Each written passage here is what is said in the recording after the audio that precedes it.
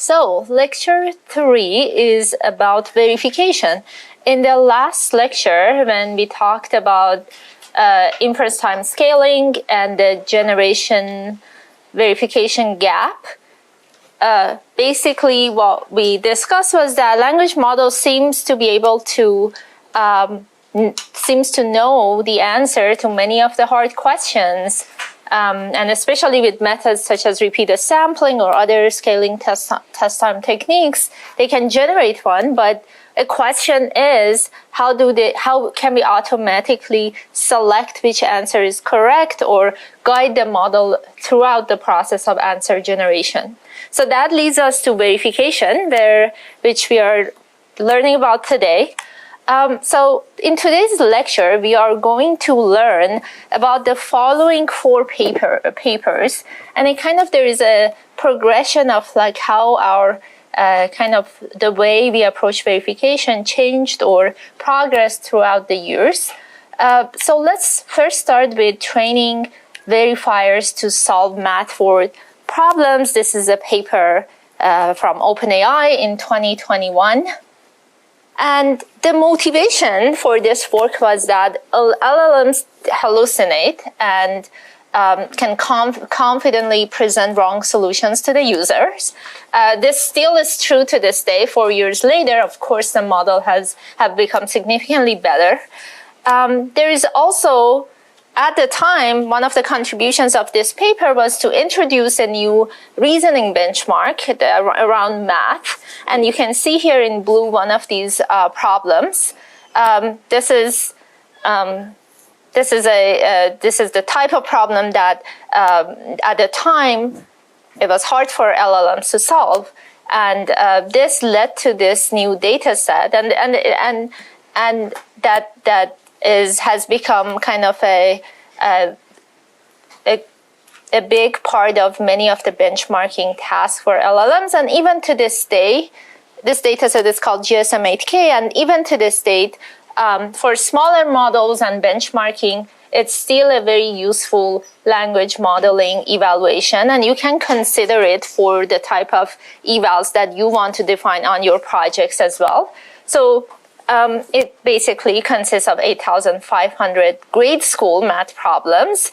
And the goal was to have the quality and diversity of the problems, but also importantly, there was a focus on multi-step reasoning, meaning that to solve the problems, even though the problems were simple, but the model required a few steps of reasoning to get to the answer. And you could also collect the solution in natural language as opposed to pure math. But the other contribution of this paper, which we are going to spend more time on, was to train a verification model where the verifier outputs the probability that a solution is correct. So let's see about how this can be useful. For example, the model, when as humans we solve problems, it would be very, very good for us to have access to kind of a rubric or a way for us to tell whether we are correct or not, and we kind of want to provide the same thing through this verifier for the language model. So now how the verifier was trained in this case is that assume that we have a question and a solution for it, then we do have a label, whether it's a binary label, whether it's correct or incorrect. And during the training process, the generator, the language model, which is in charge of answering questions here, produces SI, which is the solution to question QI. And then we can do repeated sampling and generate multiple, in this case, 100 solutions per problem. And then we create these labels based on whether they were correct or not.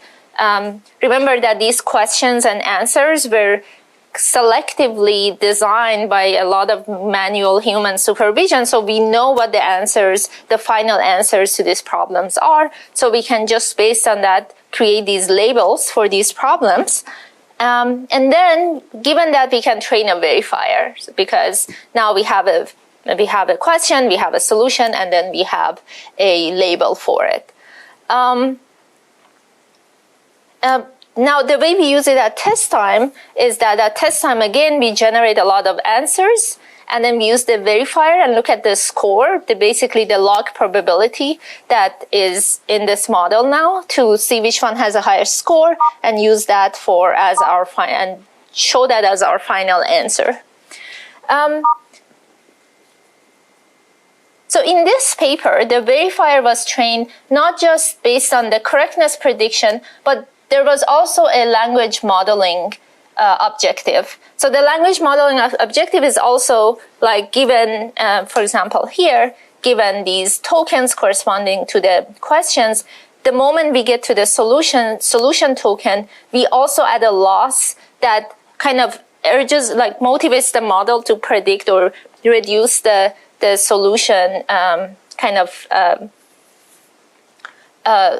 distance from the true labels for that solution. So in this paper, they said that it helped them to have two losses. One is the binary loss, and the other one was the normal language modeling next prediction token loss. And the verifier itself, the architecture of the verifier is also a language model. But also, this language model has a small scalar head that outputs the binary prediction on a per token basis. So basically, on a per token, we are saying how close was the solution to the true labels generated by humans. And then the tokens in questions are masked out because we are not optimizing for that. So we generate the question, we fill in the model with the questions, and we ask it to generate the solutions, and we work with these two losses.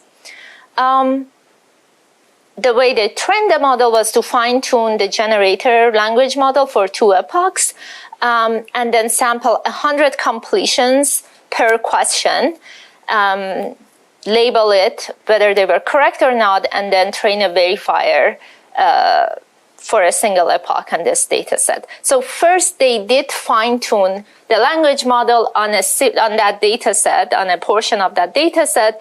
And this step, maybe it's like debatable whether we still need this step or not, because language models are already very good at instruction following and understanding math. So maybe, and for a lot of newer verifiers, we directly go to the training the verifier objective without any supervised fine-tuning first. So they did a number of ablation studies. One was to create this label of correct or incorrect at the sentence level. So we have a loss that only concerns at each sentence level. For example, after each period looks into the previous sentence and looks whether this is a correct step, given the steps of the correct step for the solution or not. Or they could do at the token level. So this is like a very noisy kind of label. Like basically we want every token to follow the pattern that leads to a final correct solution at the end of this generation. And then the way this is used at test time is the final solution score is the score after the last token. Because if you have a token label prediction if you have a label prediction per token, at the end of the day, we want only one prediction for the entire generation, whether it's correct or not. And it turns out in this case, they looked at after the last token. All right, so we were talking about if you have a label per token, at the end of the day, we want one token, yes or no, whether this answer was correct or not. And this is done in this case by just looking at the very last token. And if that was a correct, then the entire answer is assumed correct, and otherwise it's assumed incorrect. So we predict for S1, S2, SM, we predict these labels, and then we only look at the very last label to generate and allocate a label for the entire solution. So here is looking back at these problems. when we get to the solution, we are looking at the token level prediction by the trained verifier. And if it's green, means the verifier has a high score, and the red ones means a low score in this case. And in this case, there were some lower scores in the middle, but towards the end it became greener and greener, and this was a correct prediction at the end. At the end, the very last stage is a green one, and we assume the actual score and the verifier predictions are, and in this case, are matching. In this other case, the last verifier is red. It starts off well, but there is something that a mistake is made, which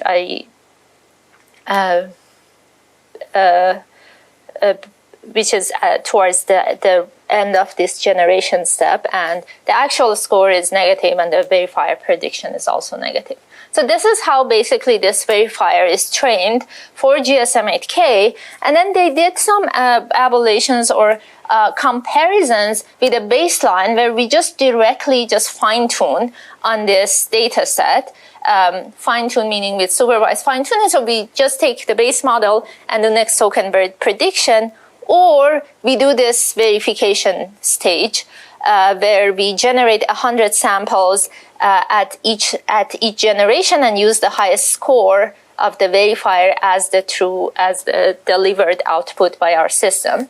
So the idea, what we can see here is that for both 6B and 175B models, this one is a GPT-3 model, I believe.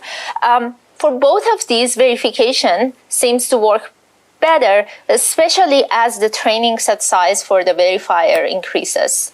So the verifier model eventually outperform the fine-tuning only approach. And vice versa, if we have smaller data sets, in this case less than 1,000 for the 175B, the verification is not helping much.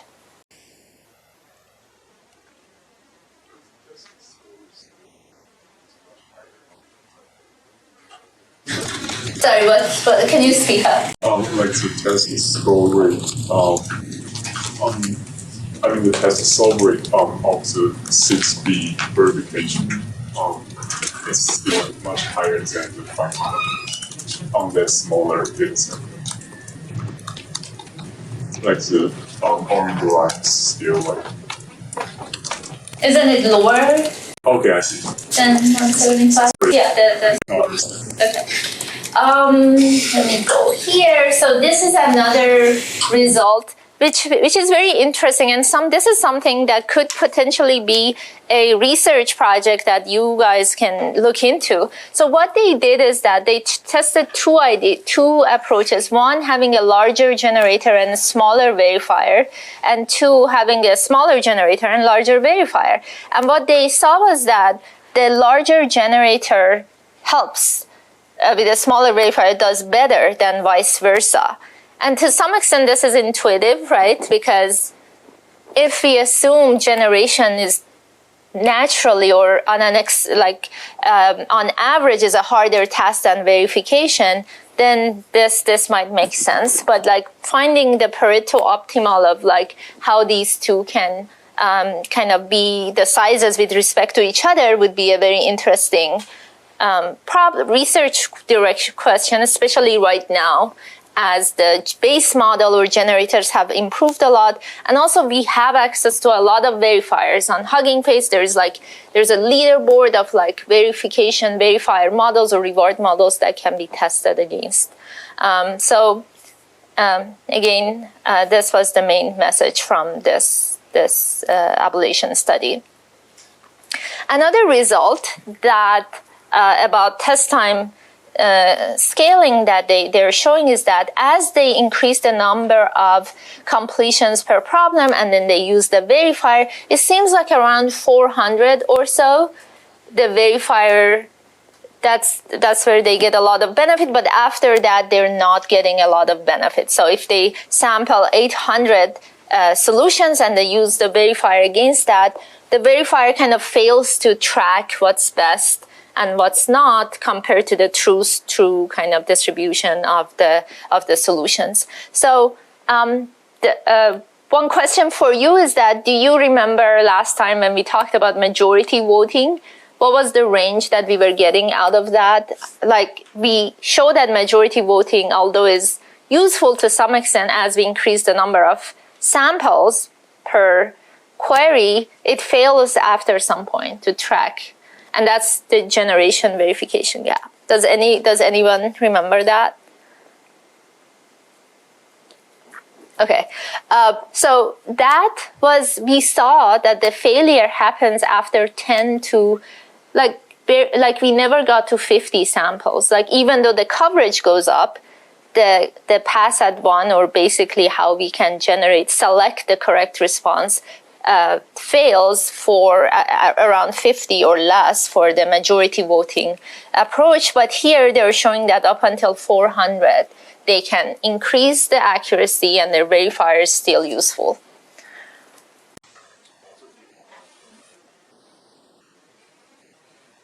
Yes.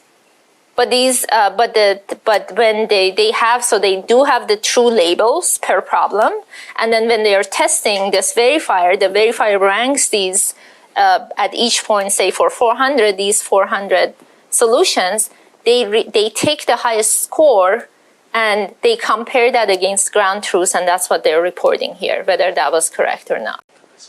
My question is, in the training time, you said there's 100 confusion. At test time and training time as well for the verifier, but not for the generator. Okay, for the training time, it's all our cumulative. For the training, there's only, so for each problem, the human has once generated an answer. That's offline. That's done once. Then you take the model, generate 100 solutions per problem, and you compare each of the solutions against the ground truth, which is generated only once by humans, and you see whether they match or not. That's how you create the label. Okay. Okay, any questions from this paper? Yes? Question, like after 400, it makes sense. The verifier is increasing results. But after that, why does it drop? Like, intuitively, like, why doesn't it stay constant? Okay, so the question is, why does it drop after 400? It shouldn't be constant because we are not showing the coverage. We are showing the output of this entire system where the verifier ranks these, say at this point, 800 different solutions, and we are getting the max score of the verifier. But the precision of the verifier drops. Like, it's like if two solutions are too close to each other, but one is correct and incorrect across 800, it can't like distinguish between the two as well as it could do for 400, right? So that's where we get the drop in accuracy. And in reality, when they're outputting, they created this system. They said that they stopped at 100 samples because that's where they get most of the gains anyway, and that's where they're consistent.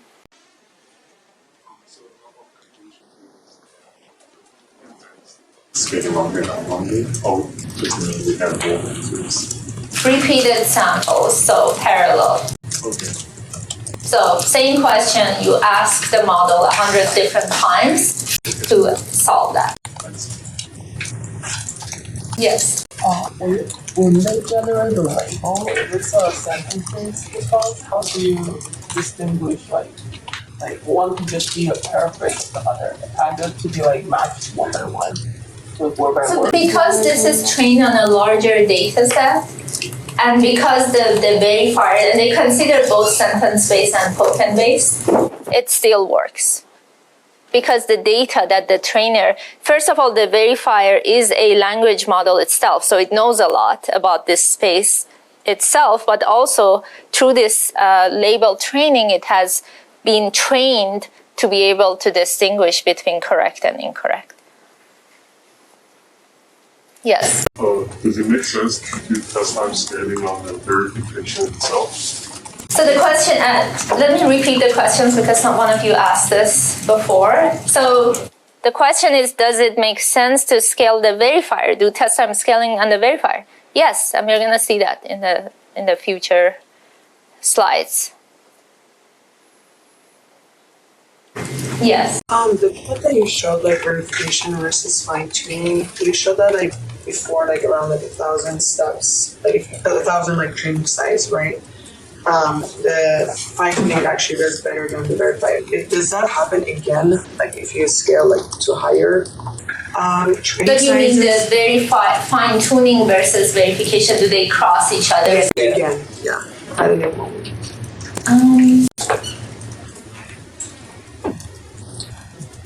Like if you were to actually, if you do need that much data for example, for a task, they ever process.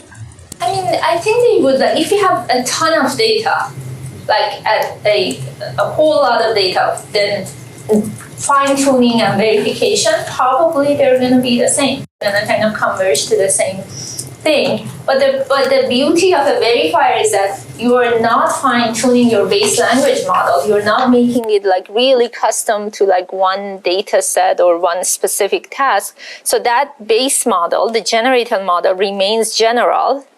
And then now you have a verifier that you can kind of lead the base model. Okay. Now let's go through this second paper. Another paper by OpenAI. Let's verify step by step. And so this came about a couple years, like less than 2 years after that first paper. Again, LLMs have had the same challenges. They hallucinated. If they're solving a problem step by step and they make a step in a step early on, it can derail the entire answer, right? So the solution that they were proposing here is that they consider these two kind of approaches to reward modeling. One is outcome-based reward model, and the other is process-based reward model. So the outcome-based one, like we saw earlier in the previous paper, it generates a reward to the entire solution. It's about the correctness of the solution, of the entire solution, whereas the process one assigns a different reward per step of the optimization problem. And so let's take a look exactly how this training can be done for the ORM versus PRM. So we have a math problem. The generator, instead of generating 100 solutions, like right now we are only looking into one solution, and it has a bunch of steps, step 1, 2, and all the way until we get to the final answer. And then we have the ground truths, so we can know whether the final answer is correct or not, because we can match the final answer against the ground truth. Now with ORM, we are done there because that's how we assign the label for the model. But for PRM, the way they did it in this paper was that they had human annotators go through the steps of the generations by the model and assign a score to each step. So step 1 in this case was correct, step 2 was correct, and probably because maybe all of these steps were correct, that's why it led to the final correct answer. But basically they created this entire data set of human annotated stepwise kind of correct or incorrect labels. And the final reward for the stepwise now, again in this case, could be what they propose is that can be calculated as the product of the stepwise rewards per step of the model. So they basically train the model against these stepwise annotations, and then they use that. They create steps, like you can even ask the model to generate the answers to a solution step by step. So the steps are clear. They run this PRM against each of those steps. They get a score. They multiply them with each other. They get a range of like what the quality of the answer, and they can, based on that, they can decide whether they output the answer or try again. So this is called process supervision. Obviously, there is discrete assignment, and then it's the more precise way of collecting data and assigning labels to different steps of the problem rather than just looking at the output answer. A property here that's very important, actually, this is like a really it could be a pitfall for test time scaling, is that with process supervision, we can manage the false positives way better than we can do with just outcome supervision. Why? Because model might hallucinate, and this happens surprisingly. Model can hallucinate and get to a final correct answer while the process for it is like really wrong. Whereas with process supervision, because we are kind of we are supervising, we are seeing all the steps and we have a score for it, it's less likely that we get into that the mode where the steps are wrong, but we are the final answer is correct. Also, it encourages interpretable reasoning and human-endorsed process of solutions. It's human-endorsed, again, because humans have created the labels. So this paper produced this dataset, PRM 800K. It's an open source dataset of 800K step-level labels. So the way they did this was a generator model against a language. They took a language model and they generated a large number of samples per problem in a stepwise manner. And then they also did this trick of because they wanted to collect higher quality stepwise labels, they took into what they call convincing wrong kind of answers, meaning that they gave higher priority to samples where the final answers were correct, but the intermediate steps were incorrect. And this enabled them to be 2.6 times more data efficient than just randomly selecting these samples and give it to humans. So they did it iteratively. So they had you can have a PRM by just asking an LLM to judge a step, right? You can have that. So they iteratively upgraded the PRM by collecting this data and then training on the PRM for it, and then increasing the quality of the data. So, and at each step, the label that was collected was either positive or negative or neutral. For example, let's take a look at this problem. The denominator of a fraction is 7, less than 3 times the numerator. If the fraction is equivalent to 2/5, what is the numerator of the fraction? And then there are these steps. And the first step was labeled correct, second was correct, and all the way to the fifth step was correct. But this last step, obviously, the model failed to do the math. X should be 14, but it's 7. So that was labeled incorrect. So that's how they collected the labels. Here is the process. So they took GPT-4 as their base model. They still fine-tune GPT-4 for both the ORM and PRM training on this dataset first. So the supervised fine-tuning first. And for ORM, of course, they just have the pairs of generated samples and final correctness. But for PRM, they had this generate the sample and then the stepwise correctness label. For ORM, the final score was the score of the final token in the completion again. They again went to the token level approach for ORM. But for PRM, it was the product of probabilities for every step. Now, let's take a look at some of the solutions. They were showing that PRM outperforms ORM and majority voting. So again, here, N is the number of solutions per problem. Majority voting, again, fails after, in this case, 100 or so samples. The blue line is the ORM model, and the orange one is the PRM approach that is doing better. And but they noticed that PRM detects correct solutions for some of the very rare kind of occurrences of correct answers, some problems with less than 5% correct answers in the distribution of samples. They also showed the benefit of larger data and this active learning approach that they had.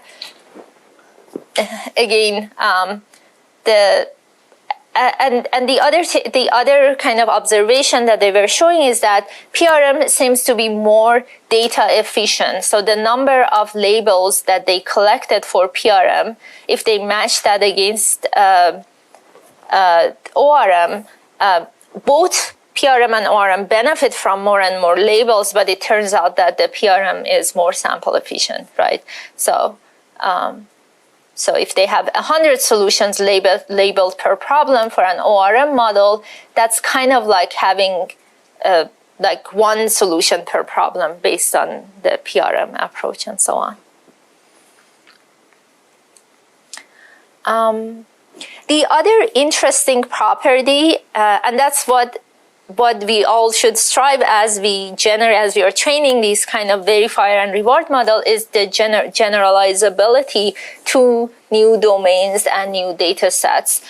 Here what they're showing is that majority voting actually is better than ORM in terms of how it generalizes, but PRM is better than majority voting overall. And it can tolerate a whole lot more distribution shift than majority voting. And so overall, this seems like a much better approach here. Any questions? Yes? So PRMs obviously could lead to false credit assignment if a step looks good but doesn't actually reach the final answer. Are there domains that you would expect PRMs to actually hurt? So the question is, can PRM hurt sometimes because the final answer might still be incorrect? So the truth is a lot of the newer approaches combine the two. The reality is they combine both the PRM and ORM based solutions because you want to get the benefit of both approaches. And the other thing is that the threshold that you can define for PRM then is also a hyperparameter that now you have introduced that you have to deal with and optimize for your system, and that's an additional complexity here. But yes. The previous one, does it make sense to do this comparison because PRM requests much more labels than ORM? So did it show up where the access is labeler cost or number of Yeah, I think they were trying to. Yeah, because they also mentioned that it's hard to compare, and they did manage to have, because it's true ORM needs K labels per problems, but PRM needs K times some number of steps. But then it's very hard to control that number of steps of how do you exactly control. But they did try to manage that, and I believe some of the graphs, they do that. But that's a good point. Yes? Majority voting mean in this context? So majority voting is you have n samples. You don't have any access to any reward model. You just see which sample or solution is repeated most, and you take that as your final answer. So are you also going to match on the reasoning process? No, you look into the final answer in this case. In this case, are they using the same PRM 800K for all of those tasks, or are they using different terms for each? Because they're talking about generalization, I assume this should be the same one. But yeah. Yes. How does this avoid when the reasoning is actually bad but rated high? For example, if you go back to slide 3. This one? Yeah, this one. What if the reasoning is, let's call the numerator x, and then x equals to 14, and it jumps immediately to the answer. How does that avoid very well? So you're saying the PRM can give a high score? like, what if it's like skip all the reasoning? Like, let's call the numerator x and then x equals to 14. Like, how does that avoid like that kind of hacking? Sorry, I don't get it. Can you speak up? What's the alternative scenario you're talking about? Like the reasoning step would just be numerator x and then x equals to 14. And how does the PRM avoid that kind of like real hacking scenario? Like model directly skip some steps and directly generate the answer. Like to skip some of the processes. So these PRMs are trained like PRMs can also see the previous steps, like the question's previous step, and here is the current step, score it, right? So if x is 14, then it's great, right? But it doesn't really encourage like the thinking process of like going to step by step. It doesn't, no. No, it doesn't. But you can prompt the model to do this, because you're not changing the model, right? You're not changing your generator. You can't like, that failure mode could be when you were fine-tune your generator model, then the model kind of stops reasoning and just generates a final answer that the PRM likes, right? But you're not touching your generator. The generators can still be prompted to do reasoning, create these steps, and then the verifier just scores them. But if let's say we want to use the PRM to train the then you have to be careful. Then you have to like make sure that the chain of thought makes sense, right? And your PRM, again, the way you train your PRM can also be aware of that, because your PRM could be as your PRM, these are like human generated labels in this case, right? If we had like skipped all of this and then we would go to X14, probably the human says this doesn't make sense. This step is lower because this step is skipping a few kind of reasoning steps. Does that make sense? So these labels are created by humans here.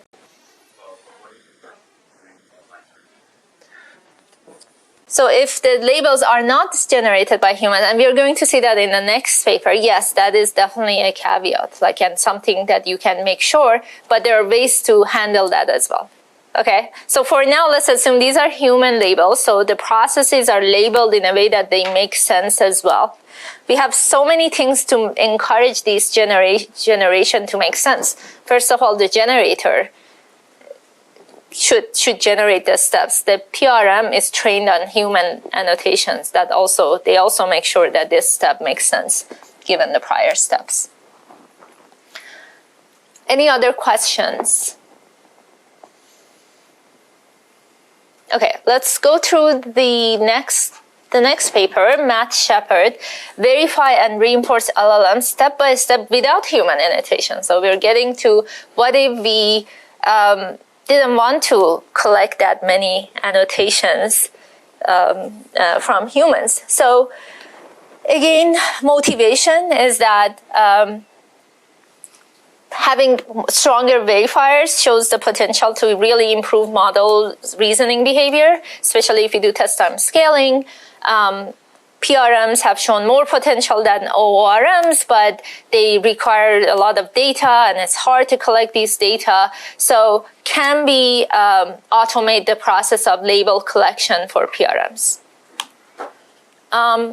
So this paper talks about two kind of approaches. One is automatic annotation, and also kind of brings the reward model into the loop of generator optimization via a reinforcement learning approach, which we are going to briefly mention that. So in this case, the way they try to go about this automatic kind of annotation of steps was that they defined the quality of the reason step as the potential of this step to reach to the final correct answer. So let's say we are at a given step, we sample n kind of completions from that given step and see the potential for a correct solution at the very end. So, and they introduced two ways of doing this. One is the hard estimate, where the step is annotated as a success if any of those n generations after that step gets to a final correct answer. The soft estimate measures the frequency, like what portion of the generations after a current step reach the final correct answer. So here is like how it works. Say here is the problem, and this is our current state. Instead of just sampling one step, we sample n is 3 in this case, so we sample 3 steps, and then we continue, and we measure the frequency. In the soft estimate, we measure the frequency of correct answer at the very end. In hard estimate, we see whether any of these are correct or not. So hard estimate would be 1 for step 1, soft estimate would be 2/3 for step 1. Anyone can kind of name a challenge or a drawback of this approach? So basically, this soft or hard kind of estimation is replacing the human annotations. So you're getting a score per step by just rolling out more samples from that step and seeing whether we reach to the final correct answer or not, and assume that we do have final labels for these problems.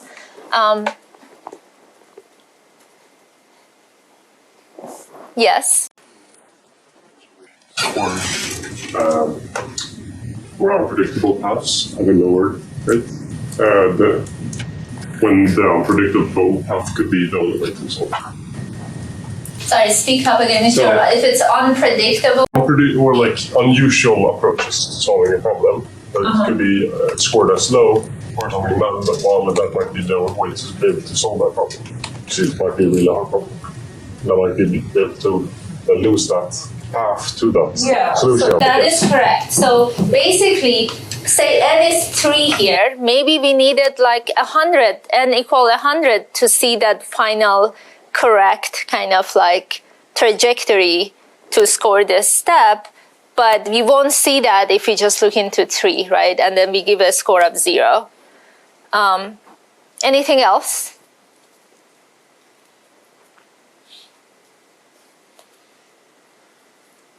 I Yes.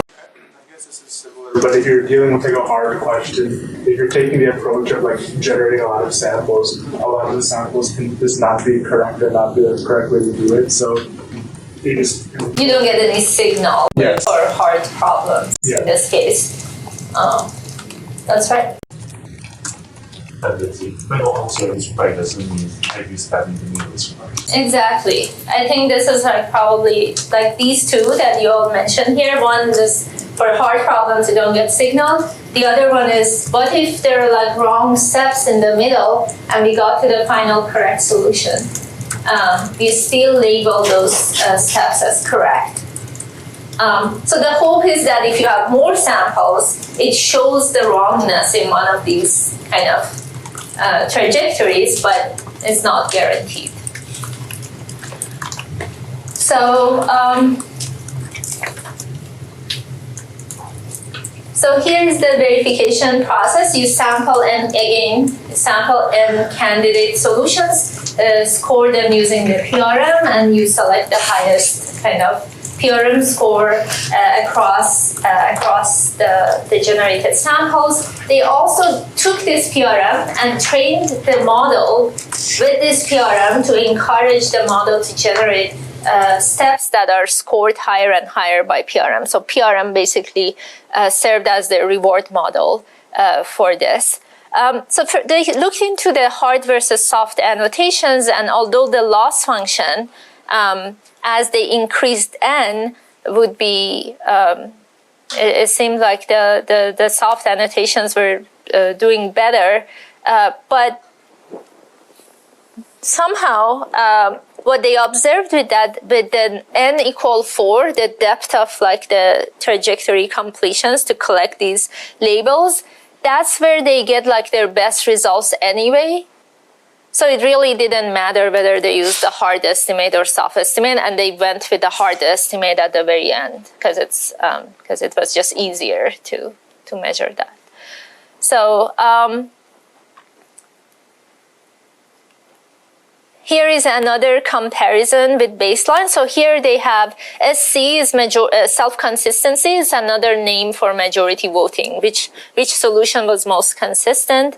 That's the red one. ORM is the blue one, and the Shepherd is this PRM approach is the green one. And the interesting part here was that there was no human annotation. All the annotations were model generated or with the mechanism that they introduced. Here they also compare with PRM 800K, which was the verifier that in the previous paper that was trained, and it outperformed that as well on math, which is like a much harder set of this data set is more difficult than GSM-8K, and they were getting even higher delta in there. They also compared these results with different types of verifiers, again, across GSM-8K and Math 500 problems. And you can see that the difference between these models and like these approaches there is a notable difference between these models and the baselines, which is self-consistency approaches. And this is true across different models, Llama 70B, Lemma 34B, and DeepSeek 67B. They also showed that they can get even better, they can make the model even better if they RL the model against the PRMs that they trained. So in this case, the Matt Shepherd on their approach, basically taking Mistral 7B, this model, and then they PPO it against this PRM. They're getting much higher results compared to doing this RL with just an ORM. The delta here is slightly less, I would say, than just the test time scaling, but this is also another way for the models to self-improve, right? You generate the annotation by the model itself, you train the PRM, and then use that PRM to improve the generator model as well, both at test time and with this RL fine-tuning. So it's like multiple levels of using the model itself to generate data and like RL reward signal for itself.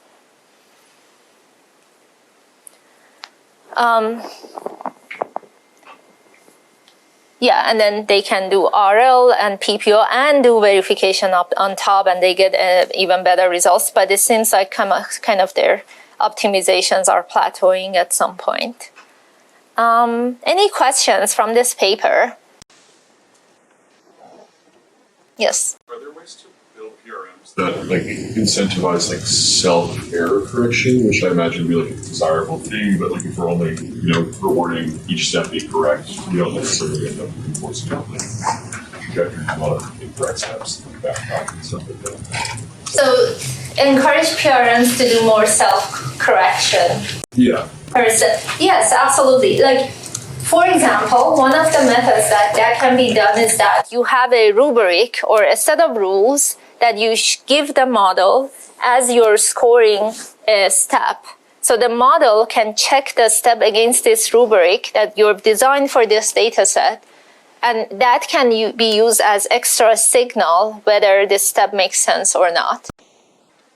Right? For example, or like use a calculator. In that case, in the equation that we are seeing, if the model could do tool use or use a calculator, in that case, it could solve that problem easily, right? Could, for example, use SymPy.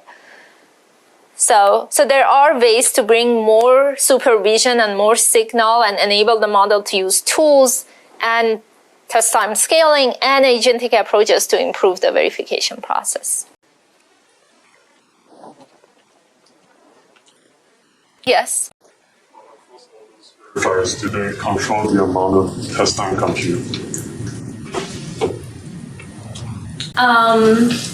I believe so. You mean test time as when they're using the verifier, like a baseline verifier versus themselves? I'm actually not sure if they do that when they're doing process versus ORM, because again, that's really hard to do. But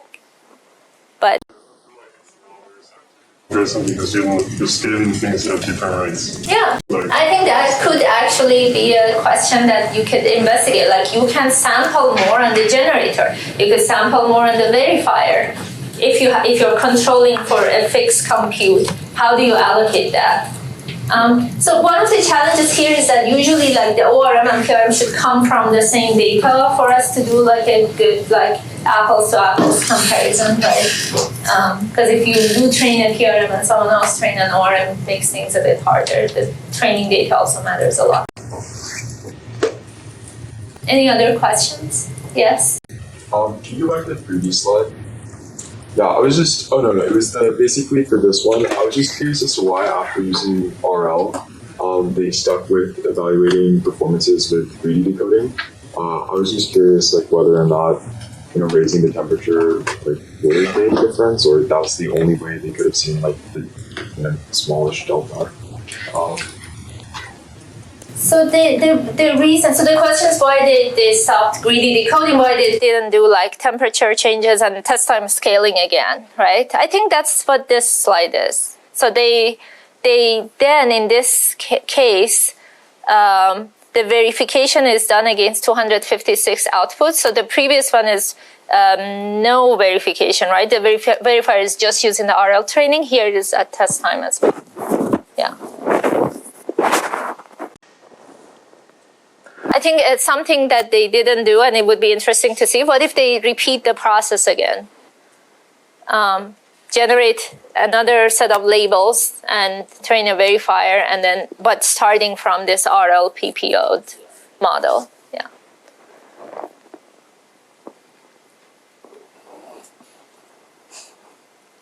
Okay, let's get to the last paper.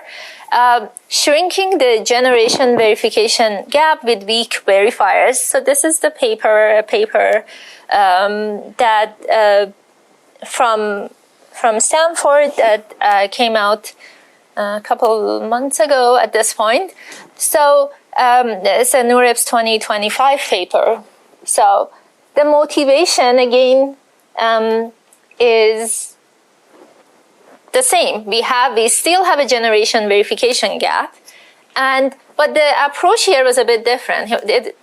Here we were not training a new verifier. We were thinking, can we reduce the generation verification gap by using inference compute and inference scaling, and specifically by using an ensemble of verifiers? Because when we say weak, we just assume that no verifier is perfect, so that's the weakness. We didn't purposefully choose like bad verifiers. These are the best verifiers that are out there, but we are using an ensemble of them to create a single, much more capable verifier.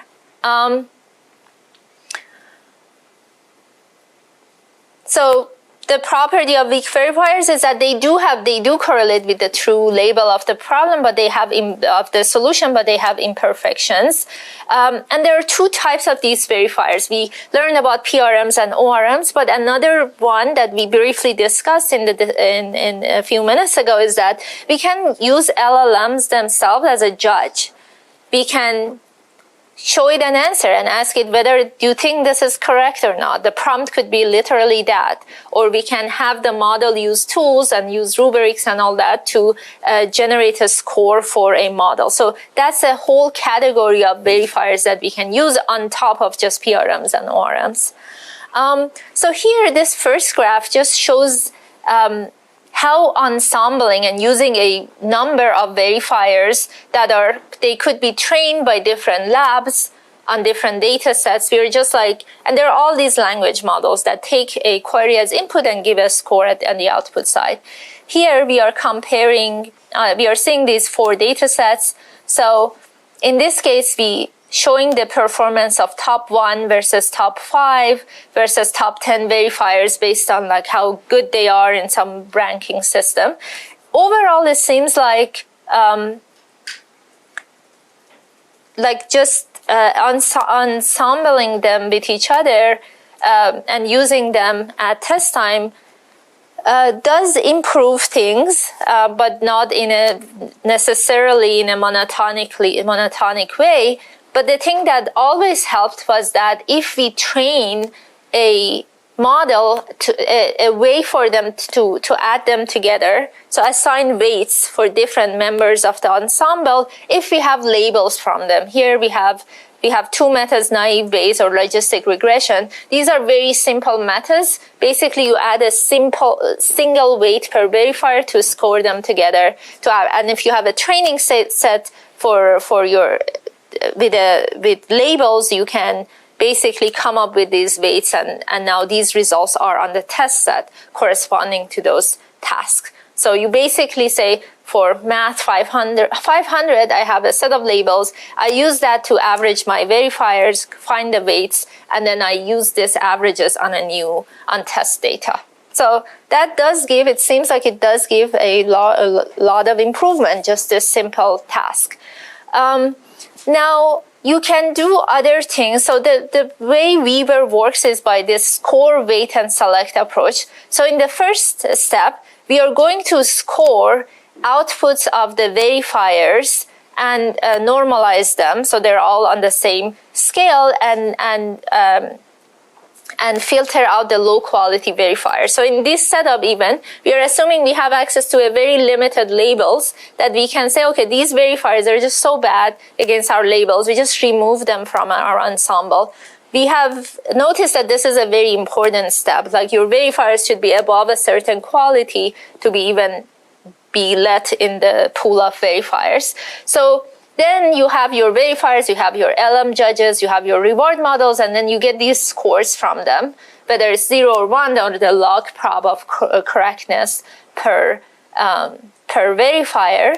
And then what Weaver did was to use weak supervision to estimate kind of the verifier accuracy with very small labeled data. And then we use those weights to combine the verifier's output and assign a score.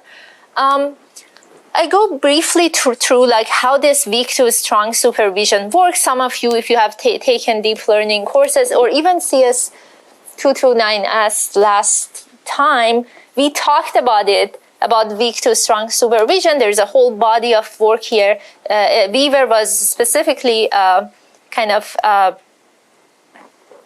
motivated by the work by Snorkel by Alex Ratnell et al., another work from Stanford. So here is how we have these weak verifiers, like weak signal from our verifiers, and combine them together to get a stronger signal.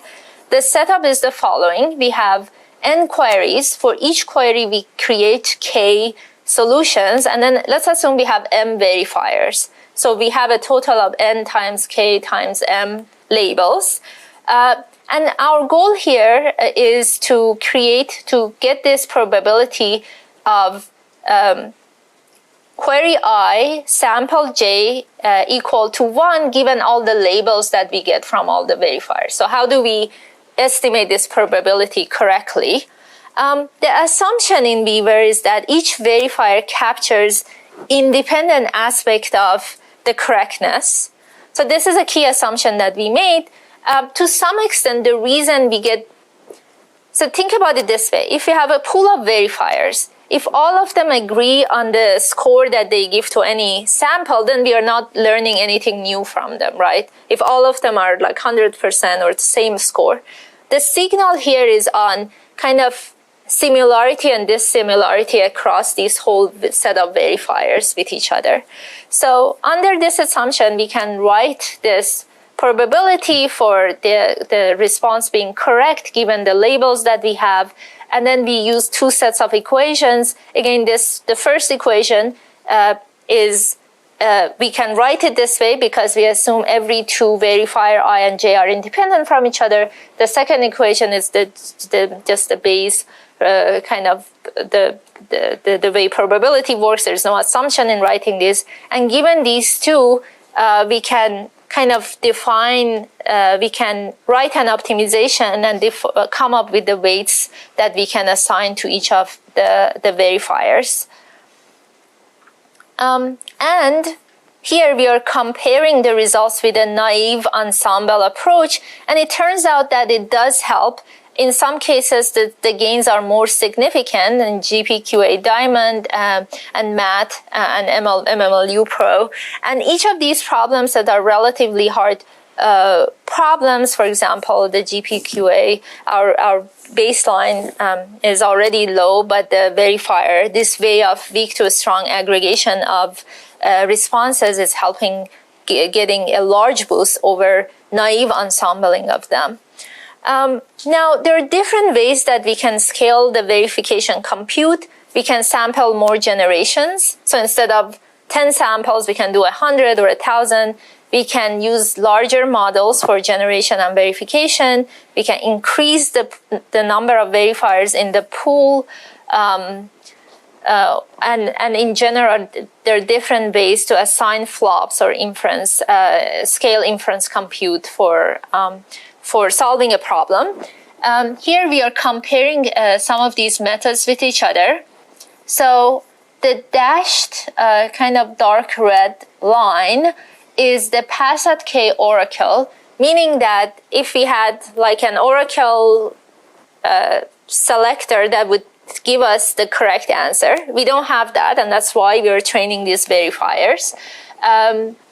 The purple one is Weaver supervised, and that's assumed that we have a large body of labeled data and we can use them to learn these weights.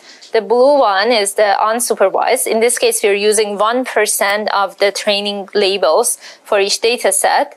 The orange one is the naive ensemble, meaning we just average them, average the verifiers without any special treatment. We still are filtering and keeping the good verifiers in the loop.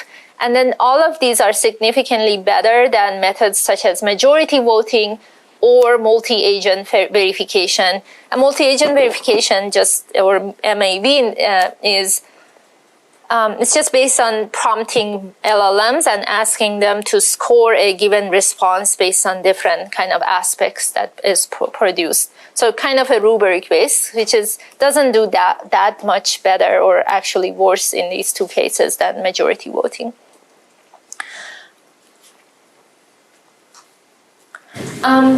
But something to notice here is the drastic gains that the model can have, going from something like slightly over 40% to over 70% on these hard problems.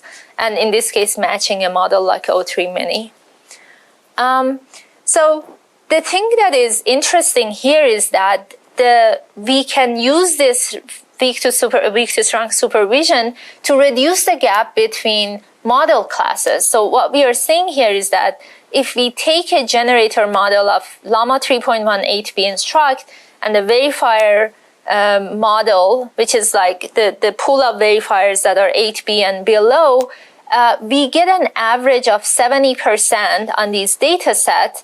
And this is almost comparable to the accuracy that we get with majority voting, but when our models and models are at 70B. So we are kind of like making this 8B model roughly the same as the 70B class by just doing this inference scaling and using the verifier. And in this case, unlike what we saw in most of the previous lecture, we are talking about the end results. We're not talking about the coverage. We're talking about the solution accuracy of the entire system. And here again, in this case, for when we do the same, apply the same generation and verification to 70B class of models, we are getting an average accuracy of 86.2% on these data sets. And this is very comparable to O3 Mini, which has a much which is like a proprietary model, and in general is a different class of models. So this shows how much verification or this work on verification can help with the results. Another work that was done on the increasing the usefulness of something like Weaver is that a challenge with ensembling verifiers is that you have a ton of models that now you need to run for each solution to get a score and then to average them, right? And that increases the cost. especially if you, instead of one sample per query, you have 100 samples, and then you want to create all these scores. So instead, what the proposal here is that what if we do train Weaver once and then distill it into a much smaller model? And that's how, instead of running each of these LLM judges or reward models per sample, we just take this distilled LM, which in this case we show that it could be really, really tiny, like something like 400 million parameters, as opposed to the original model, which was in the 70B range. And it turns out that with this distilled model, we can kind of capture 97% of accuracy of this large pool of verifiers, but be significantly, in this case, 99+% use less compute at test time. And these distilled version and the original version, they're all open sourced, and the checkpoints are available if any of you are interested in working with them in your agentic or test time scaling projects. And here is another graph. Here is the distilled one, which is the light blue one, and the original Weaver is the dark blue one. And we are comparing again the efficiency, the success rate over the inference compute, the total inference compute that we are spending on this data set. And the distilled one obviously is like significantly more efficient. But even the original Weaver, because it reaches higher levels of accuracy, at those levels it becomes more flop efficient than models like naive ensemble and majority voting. And let's do a quick recap. So here today we covered like 4 papers that also show the trajectory of how this work on how research on verification has progressed over the last like 4 years. We talked about how verification can improve training both can improve the outcome of and the quality of results, both during training and inference. Process reward seems to be very useful and overall very effective, and more so than the outcome rewards. But perhaps we need to combine them to get the best results, both PRMs and ORMs. And we also in Matt Shepard learned that scaling, you need a lot of data, and the more data you throw in the verifier training, it becomes better, and you can use it during your RL fine-tuning to increase the quality of your generator as well. And the Weaver work took a whole different approach to verification, and that was just doing this weak supervised optimization on an ensemble of verifiers.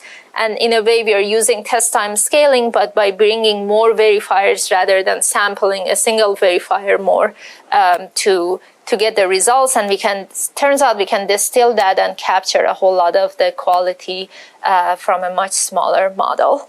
And with that, I can conclude the class. Any questions? Yes? The papers were on math or reasoning benchmarks. Do you think there's anything else that could work for a project? Other ways to evaluate the model? Like coding, other ways to evaluate the model. You mean other areas like coding would be a very interesting area for reasoning. So these, like, there were like some coding problems in this GP, like in some of the benchmarks here. So it's not just math.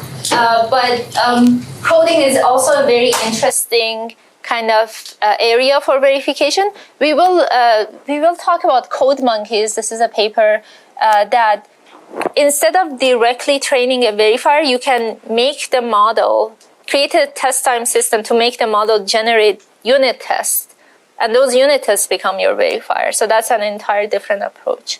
But these kind of verifications should also be useful for any kind of reasoning task.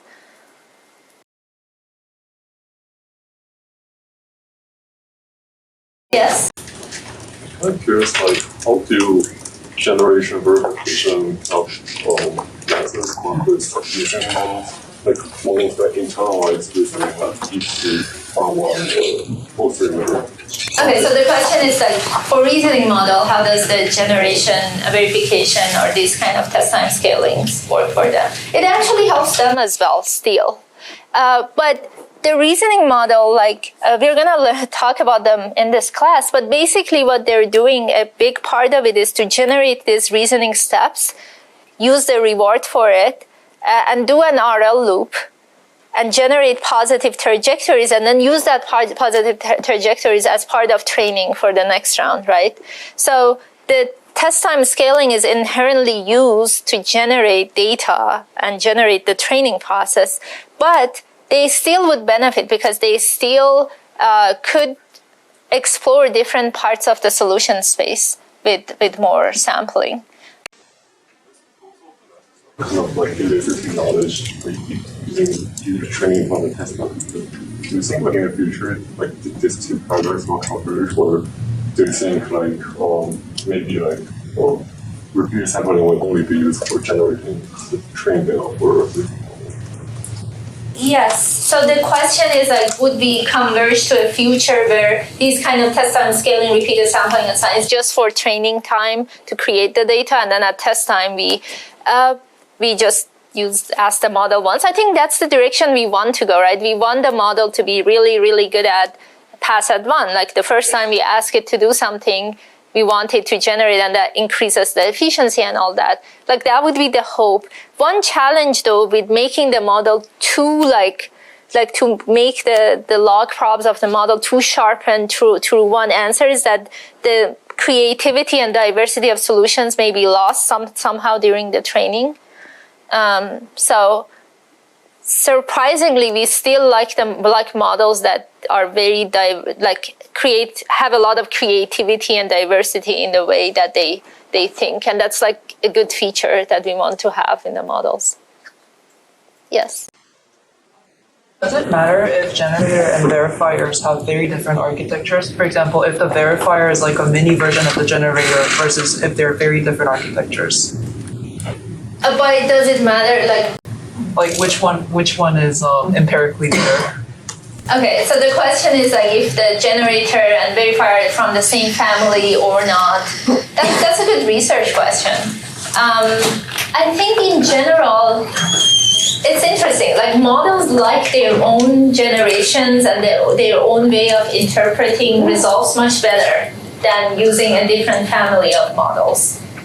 We are going to talk about a paper that talks about how certain models can benefit from a different class of verifiers over themselves. But specifically, I am unaware of a study that has looked into that specific question of same kind of size and family versus different size, different family. How that changes the behavior of the model.